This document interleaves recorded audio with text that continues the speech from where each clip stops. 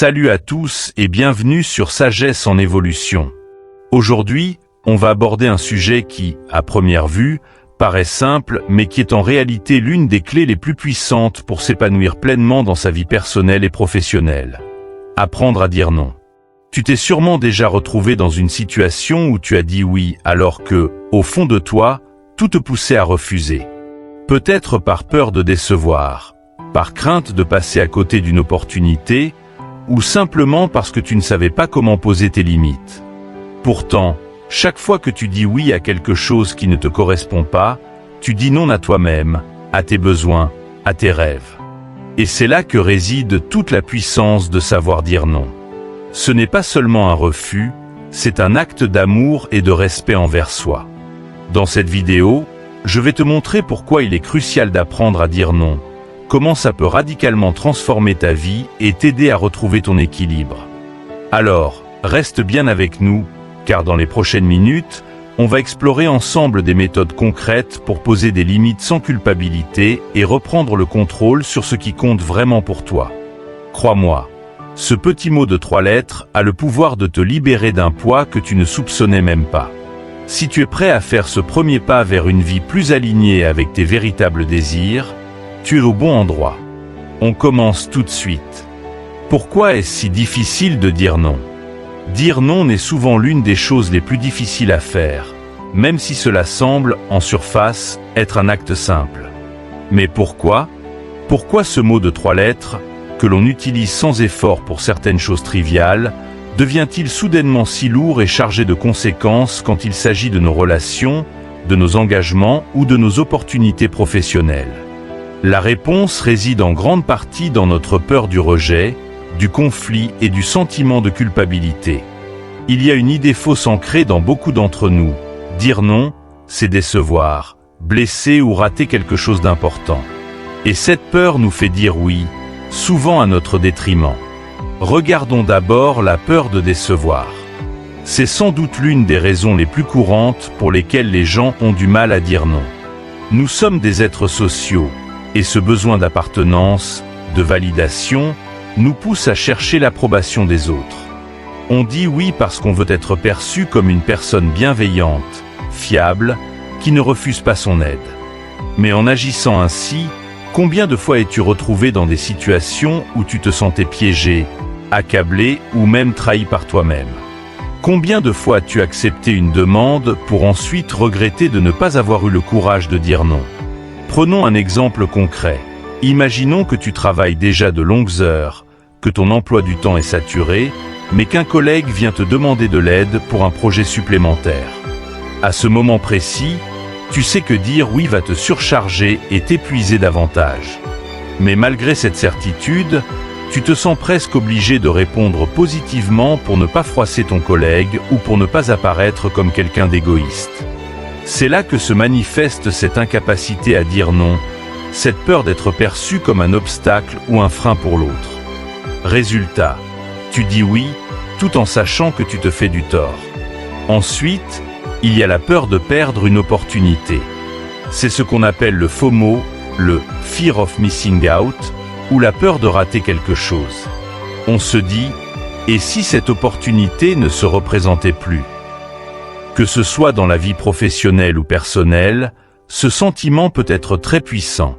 Tu as peur que si tu dis non à cette offre d'emploi, cette sortie entre amis, cette invitation à une conférence, tu perdes une chance unique qui pourrait transformer ta vie. Mais voici la vérité. En disant oui à tout, tu dis en réalité non à toi-même.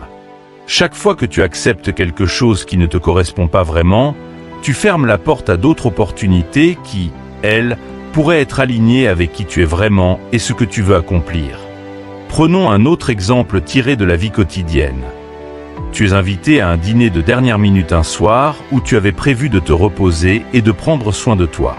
Si tu dis non, tu pourrais craindre de passer à côté d'une soirée mémorable, d'un moment où des opportunités sociales ou même professionnelles pourraient se présenter.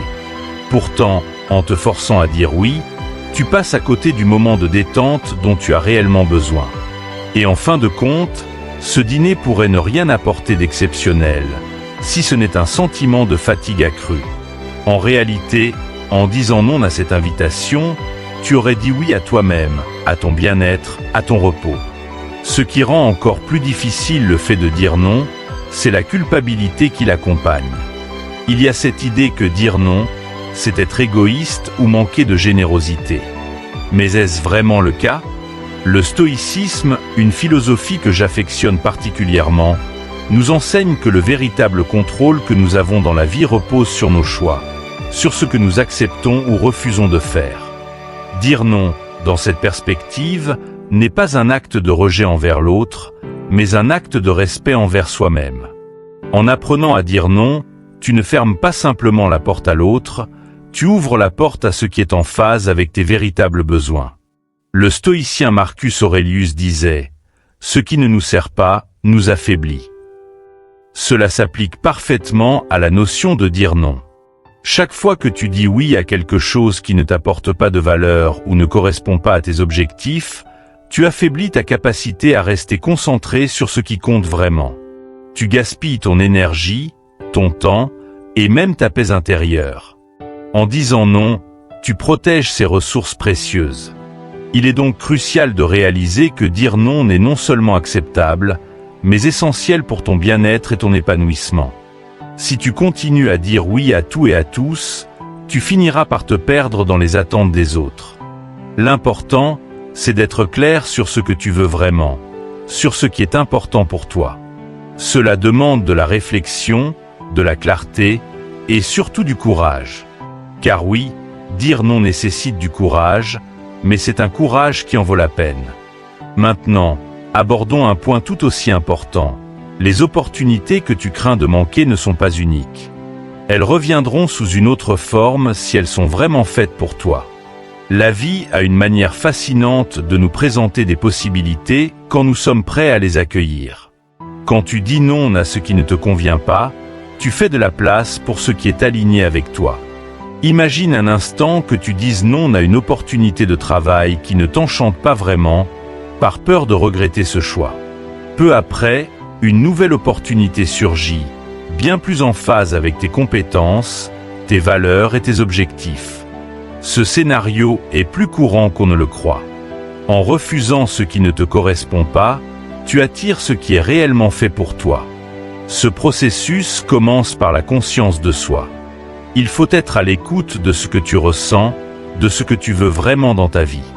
Une fois que tu es en phase avec tes valeurs, dire non devient plus naturel, parce que tu sais que tu protèges ton temps et ton énergie pour les choses qui comptent vraiment. Cela ne signifie pas que tu dois devenir quelqu'un qui refuse tout en bloc, mais plutôt quelqu'un qui fait des choix plus conscients et plus réfléchis. Un autre aspect qui explique la difficulté à dire non, c'est la culture du faire plaisir. Nous vivons dans une société où la gentillesse est souvent assimilée à l'idée de toujours dire oui. On valorise ceux qui se montrent disponibles, serviables, toujours prêts à aider. Dire non peut sembler froid, voire agressif, dans un tel contexte. Mais si tu fais constamment plaisir aux autres au détriment de toi-même, que reste-t-il de ton propre plaisir? Que reste-t-il de ton propre épanouissement? Comme l'a dit Épictète, un autre grand stoïcien, il n'est pas de plus grande liberté que celle de choisir. Dire non, c'est revendiquer cette liberté de choix, cette liberté de tracer sa propre voie. Enfin, il est important de se rappeler que dire non n'est pas une fin en soi. C'est un moyen de rediriger ton énergie vers ce qui te nourrit vraiment. Quand tu apprends à dire non aux choses qui ne te conviennent pas, tu t'ouvres à des expériences, des relations et des opportunités qui te sont véritablement bénéfiques. Alors, pourquoi est-ce si difficile de dire non? Parce que cela nous confronte à nos peurs les plus profondes. La peur du rejet, la peur de rater quelque chose, la peur de décevoir. Mais en affrontant ces peurs, tu te donnes la permission de vivre une vie plus authentique, plus alignée avec tes besoins. Et finalement, c'est en apprenant à dire non que tu pourras enfin dire oui à toi-même. Maintenant que nous avons exploré les raisons pour lesquelles il est si difficile de dire non, passons à la question suivante. Comment poser des limites, notamment dans nos relations, et pourquoi est-ce crucial pour notre bien-être et notre épanouissement? Reste avec moi, car c'est ce que nous allons découvrir dans la prochaine partie. L'importance de poser des limites dans les relations. Poser des limites dans les relations est un art, une compétence que beaucoup d'entre nous apprenons malheureusement à nos dépens. Souvent, c'est une expérience douloureuse qui nous pousse à réaliser que nous avons laissé les autres franchir ces limites. Je me souviens d'une relation dans laquelle, petit à petit, je disais oui à tout. À chaque demande, à chaque besoin exprimé par l'autre, je m'effaçais progressivement, jusqu'à en perdre de vue mes propres besoins, mes envies, et même ma propre identité. Cela peut se produire dans tous les types de relations, amoureuses, amicales, familiales ou professionnelles. Et si tu te reconnais dans cette dynamique, il est essentiel de comprendre l'importance de poser des limites. Pourquoi est-ce si important ? Parce que, sans ces limites, nous nous perdons. Les relations deviennent déséquilibrées et l'on commence à nourrir du ressentiment, à se sentir vidé, parfois même trahi par soi-même. L'un des grands paradoxes de la vie, c'est que les relations les plus harmonieuses, celles qui durent et qui nous nourrissent, sont justement celles où les limites sont clairement définies et respectées. Ce sont ces relations où chacun connaît et respecte l'espace de l'autre, où dire non n'est pas perçu comme une trahison, mais comme un acte de sincérité et d'authenticité. Prenons l'exemple classique d'une relation amoureuse dans laquelle l'un des partenaires commence à dire oui à tout, souvent pour éviter des conflits ou pour plaire à l'autre. Cela peut sembler fonctionner au début, mais très vite, ce déséquilibre crée une tension. L'un des partenaires s'efface et l'autre, parfois sans même s'en rendre compte, finit par prendre de plus en plus de place. La relation devient alors une source de frustration pour celui qui ne s'exprime plus librement. Chaque fois que tu dis oui alors que tu veux dire non, tu te déconnectes de toi-même. Cette déconnexion finit par se manifester sous forme de frustration, de colère ou d'épuisement émotionnel. Le problème dans cette dynamique, c'est souvent la peur du rejet ou du conflit. On a peur qu'en posant des limites, en affirmant nos besoins, l'autre nous perçoive différemment, qu'il nous trouve égoïstes ou distants. Cette peur de l'inconfort nous pousse à éviter les conversations difficiles. Pourtant, comme l'enseigne le stoïcisme, c'est dans l'adversité et l'inconfort que l'on forge notre véritable caractère. Poser des limites ne signifie pas que l'on rejette l'autre, mais que l'on se respecte suffisamment pour ne pas se trahir soi-même. Imaginons une relation professionnelle dans laquelle tu te retrouves à accepter systématiquement des tâches supplémentaires, des heures supplémentaires, ou des responsabilités qui ne font pas partie de ton poste. Au début, cela peut sembler anodin, voire bénéfique pour ta carrière. Mais à long terme, si tu n'imposes pas de limites claires, tu risques de te retrouver épuisé, submergé et finalement mécontent. Ton travail, qui au départ te motivait, devient une source de stress et de frustration. Pourquoi ? Parce que tu as laissé les autres définir tes priorités et envahir ton espace. En posant des limites claires dès le début, tu préserves ton bien-être et tu montres à ton entourage, que ce soit ton supérieur ou tes collègues, ce que tu es prêt à accepter ou non. La difficulté de poser des limites dans une relation est souvent liée à notre peur de décevoir. Nous avons appris, dès notre enfance, que dire oui est une preuve de gentillesse, d'empathie. Mais cette conception est erronée. Le véritable respect des autres commence par le respect de soi-même.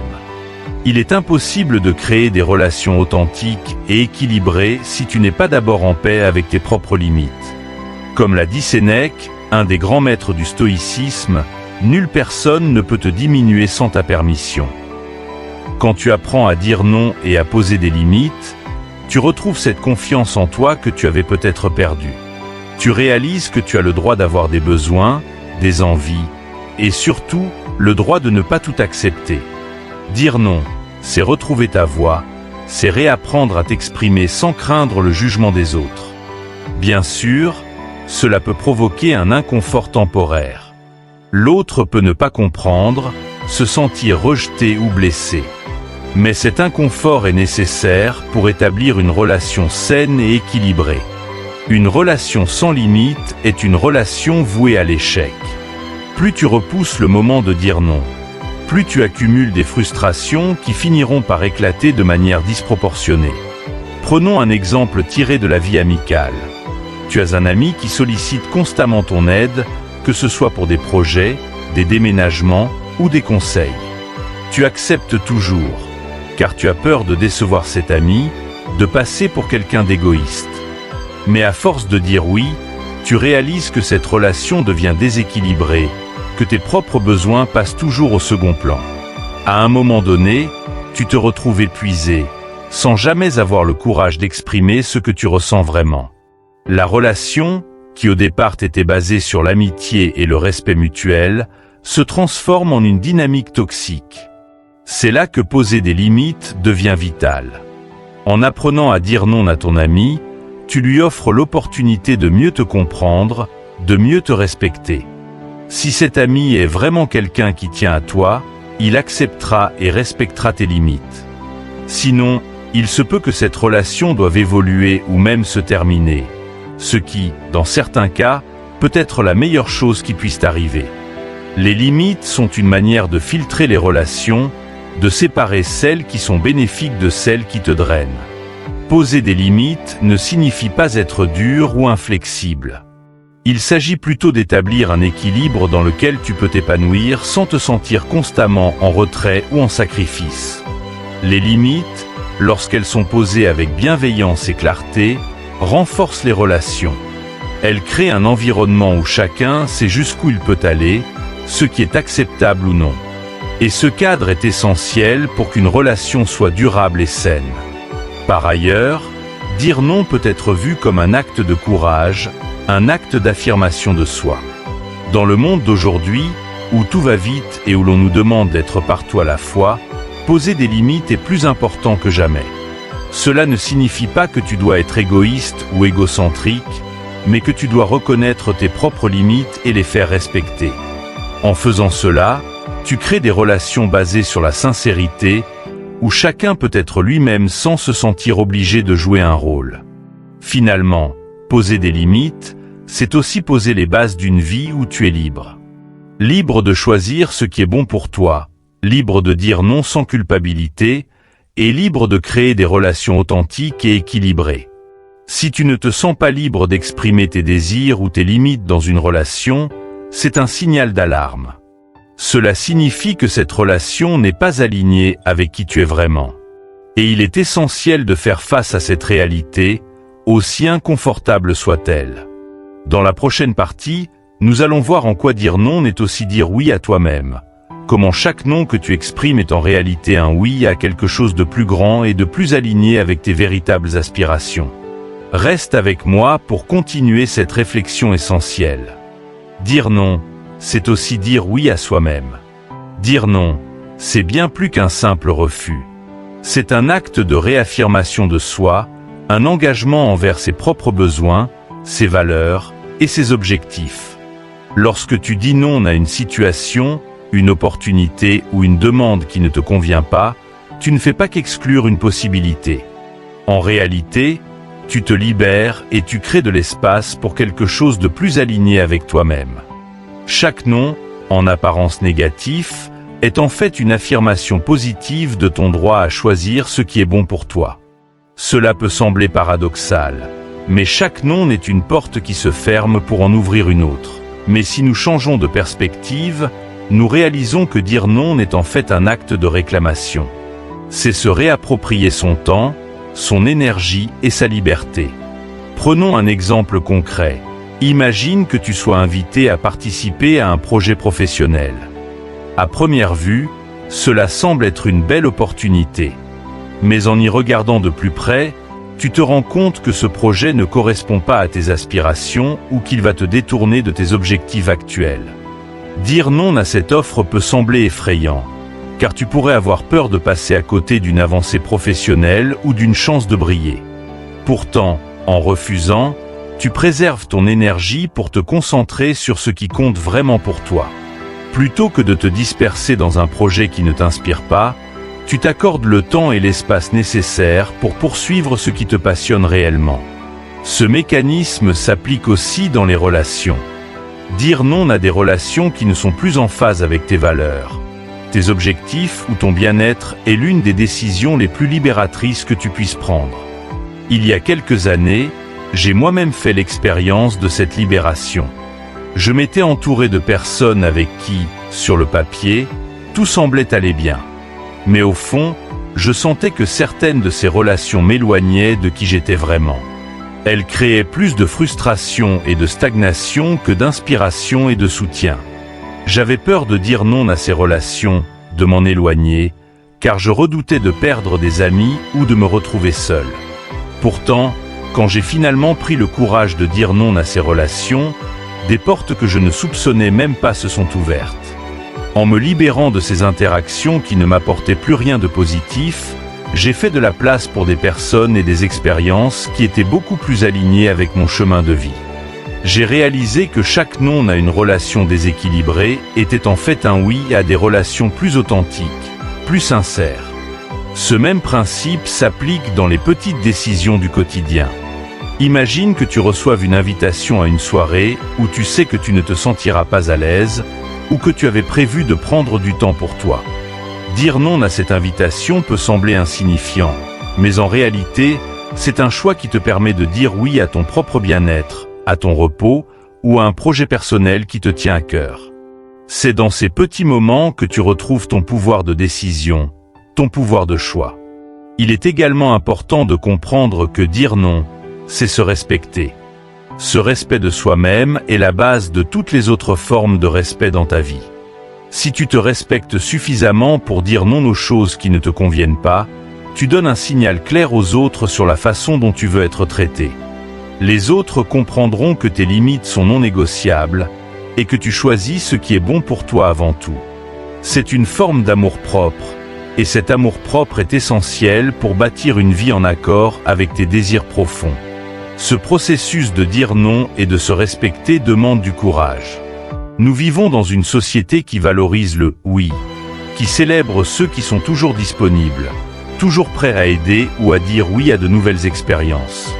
Pourtant, cette mentalité peut être destructrice si elle n'est pas équilibrée par la capacité de dire non. Trop de « oui » t'épuise, te disperse et t'éloigne de toi-même. Apprendre à dire non n'est en fait un acte de sagesse, un acte stoïcien qui te permet de contrôler ce sur quoi tu as du pouvoir. Dans le stoïcisme, il y a cette idée centrale que nous ne contrôlons pas tout dans la vie, mais que nous avons un contrôle absolu sur nos décisions, nos jugements et nos actions. Dire non fait partie de ce contrôle. Lorsque tu dis non à une situation qui ne te correspond pas, tu affirmes ton pouvoir personnel, ton autonomie.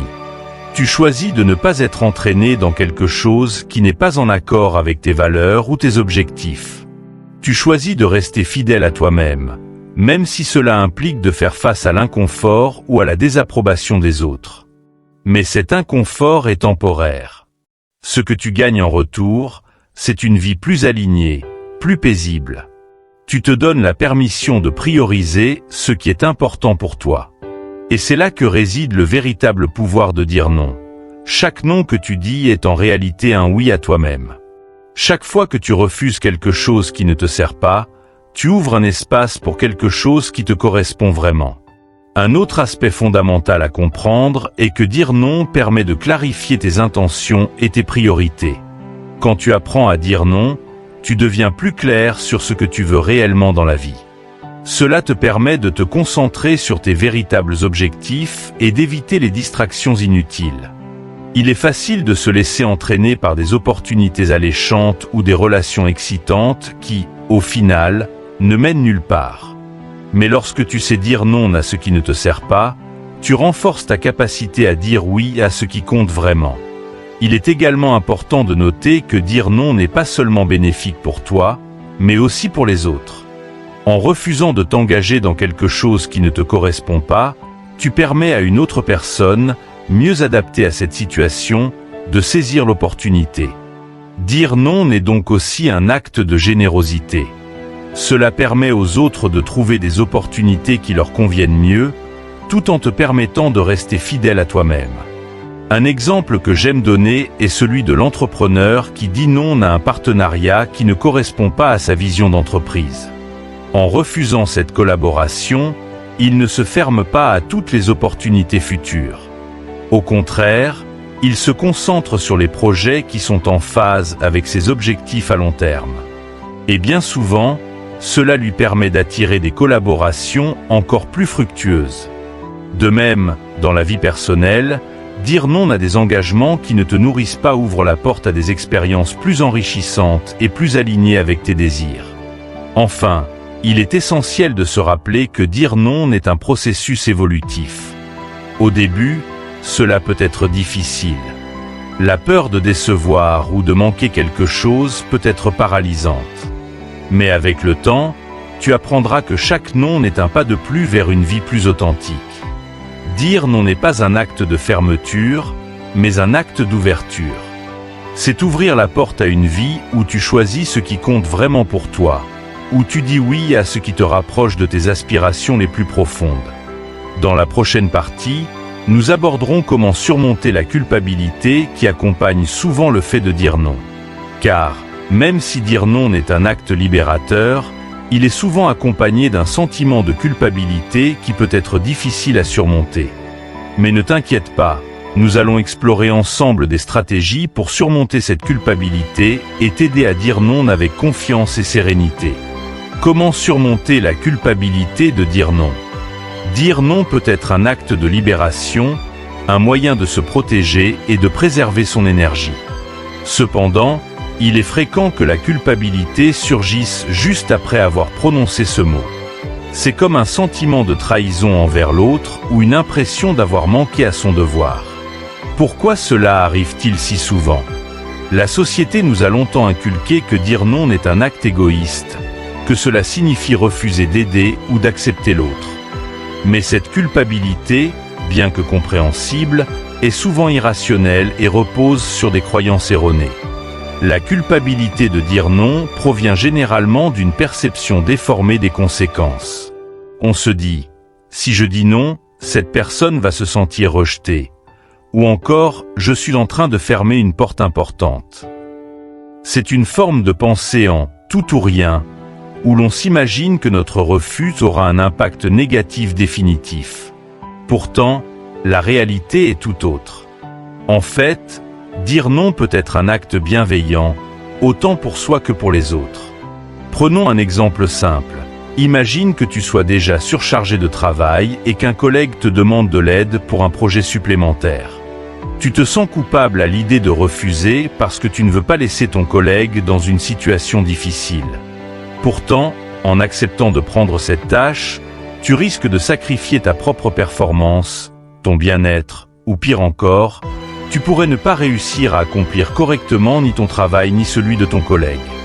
Dire non, dans ce cas, est une manière de préserver non seulement ton efficacité, mais aussi d'éviter de donner une aide insuffisante ou bâclée.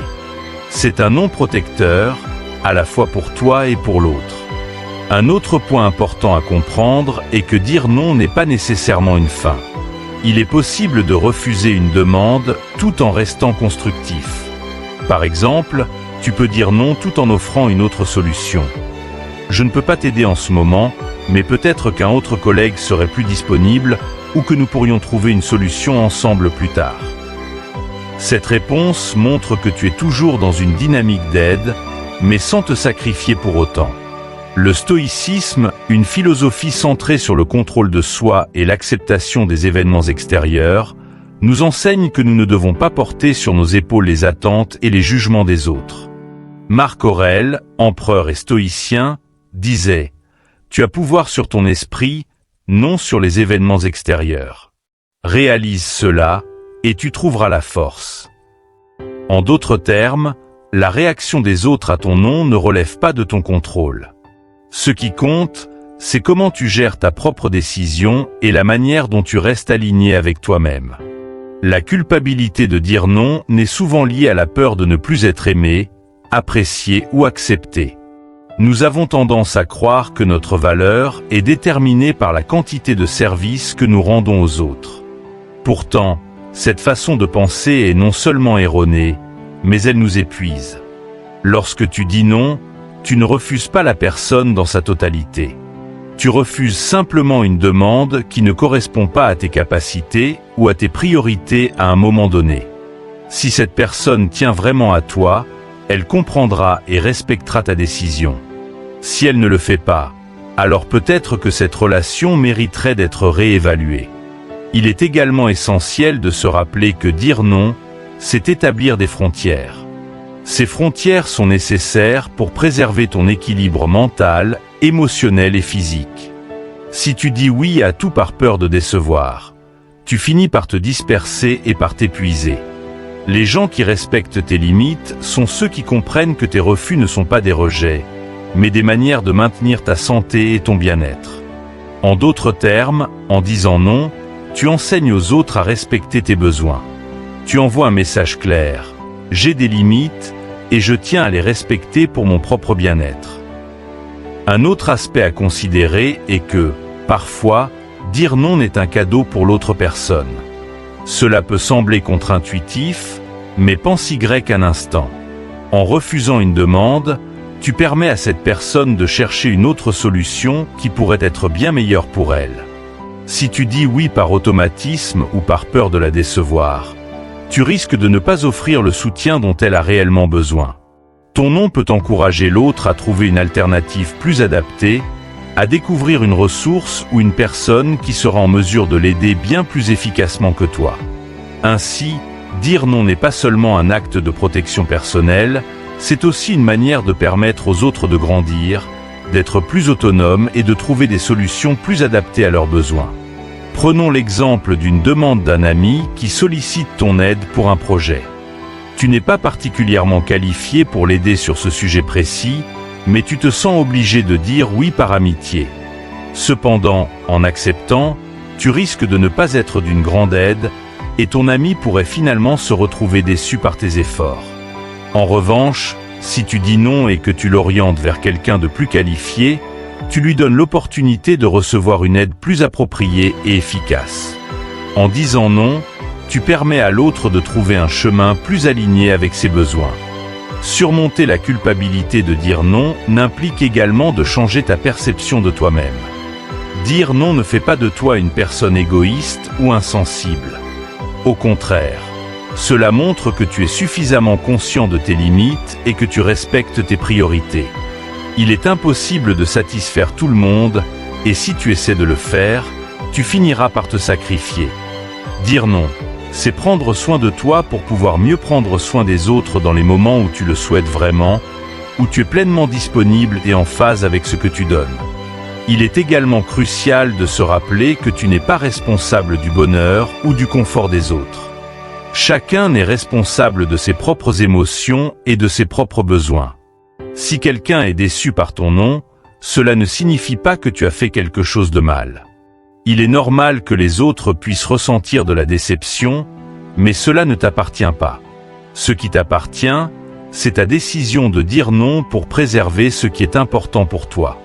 Enfin, il peut être utile d'adopter une perspective à long terme. Si tu continues à dire oui à tout, par peur de décevoir ou de te sentir coupable, tu risques de t'épuiser. Et lorsque tu es épuisé, tu n'es plus capable d'apporter une aide véritable ou de contribuer de manière significative. En apprenant à dire non maintenant, tu t'assures de rester disponible pour les choses qui comptent vraiment, aussi bien pour toi que pour les autres.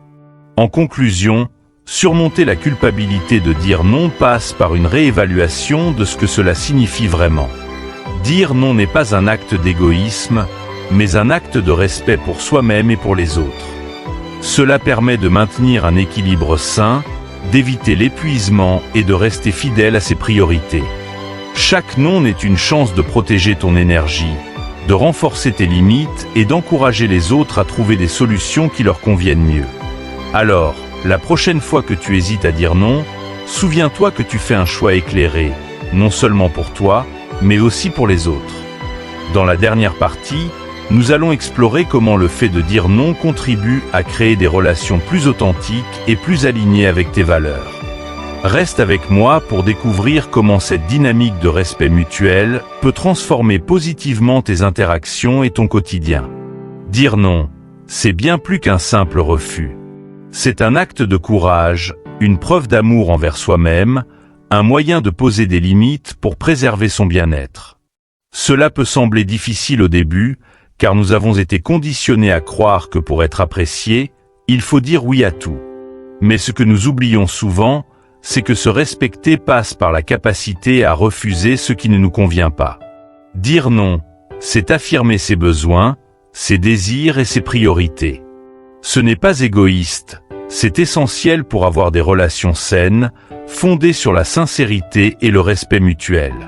Cela demande du temps, de la pratique et parfois des ajustements, mais les bénéfices sont immenses. En apprenant à dire non, tu te libères de la peur de décevoir ou de manquer quelque chose, et tu t'ouvres à des opportunités plus en phase avec qui tu es vraiment. Nous ne pouvons pas plaire à tout le monde, et ce n'est pas une faiblesse. C'est une réalité qu'il faut accepter pour vivre pleinement et en harmonie avec soi-même. Chaque fois que tu choisis de dire non à une situation qui ne t'apporte rien, tu dis oui à toi-même, à tes aspirations et à ton bien-être. Et c'est en prenant soin de toi que tu pourras donner le meilleur de toi-même aux autres. Alors, n'aie pas peur de dire non, fais-le sans culpabilité et observe comment ta vie change, comment tes relations deviennent plus authentiques et plus équilibrées. Si cette vidéo t'a parlé et t'a inspiré, n'hésite pas à partager ton expérience en laissant un commentaire. Abonne-toi à la chaîne Sagesse en évolution et n'oublie pas de cliquer sur la cloche de notification pour ne pas manquer les prochaines vidéos. Merci pour ton écoute et à très bientôt pour un nouvel épisode rempli d'inspiration.